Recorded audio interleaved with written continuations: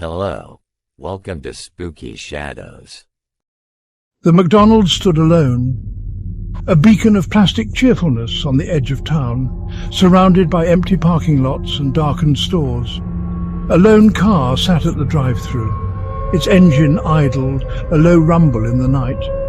Inside, the fluorescent lights hummed, casting harsh shadows that danced with the flickering of the neon sign outside. The air hung heavy, thick with the scent of stale grease and forgotten meals. A strange feeling hung in the air, a prickling on the back of the neck. Mark hated the graveyard shift. The silence was unnerving, broken only by the occasional beeping of the fryer or the hiss of the soda fountain. He'd been cleaning the grill, the metal cold and slick beneath his gloved hands. He could feel his heart pounding in his chest, a drumbeat against the silence. He wished a customer would come, anyone to break the monotony, to chase away the shadows that seemed to grow longer with every passing hour. But the night remained quiet.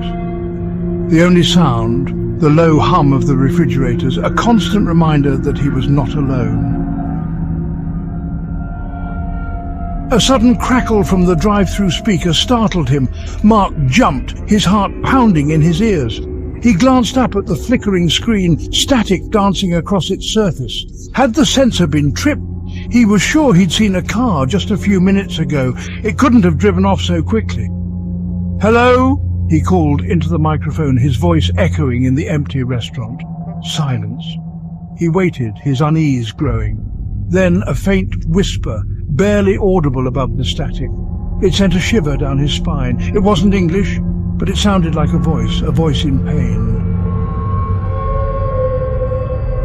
There were stories, of course, whispers amongst the employees, rumors of a tragic accident years ago. A young couple hit by a drunk driver, their car wrapped around a telephone pole just outside the restaurant. Some said their souls never left, forever tied to the place of their demise. Mark had always dismissed the stories as mere superstition, urban legends designed to spook the new hires, but tonight, with the strange whispers in the drive-thru and the oppressive atmosphere, he couldn't shake the feeling that something was amiss, something more than just his imagination. He decided to check the restrooms, his unease growing with each step. As he passed the play place, a flash of movement caught his eye. He stopped, his breath catching in his throat. A shadowy figure, translucent and indistinct, seemed to be moving within the brightly coloured tubes and slides. Mark blinked, his mind struggling to process what he was seeing. The figure was gone. He walked slowly towards the play place, his heart pounding against his ribs. He peered into the plastic tunnels, his eyes scanning the shadows. Empty. Had he imagined it? Section 6. A cold breath on a hot night. He turned to leave, and that's when he felt it. A cold breath on the back of his neck, like someone had blown on him with icy breath. He spun around, his heart leaping into his throat. There was nothing there, but the air hung heavy and cold, as if a window had been thrown open in the middle of winter. The hair on his arms stood on end. He felt a chill run down his spine, settling in the pit of his stomach like a lead weight. He was alone. He had to be. And yet he couldn't shake the feeling that he was being watched, observed by unseen eyes. Section 7. Face to face with the phantom. He backed away from the play place. His eyes darted around the restaurant, searching for the source of the cold breath.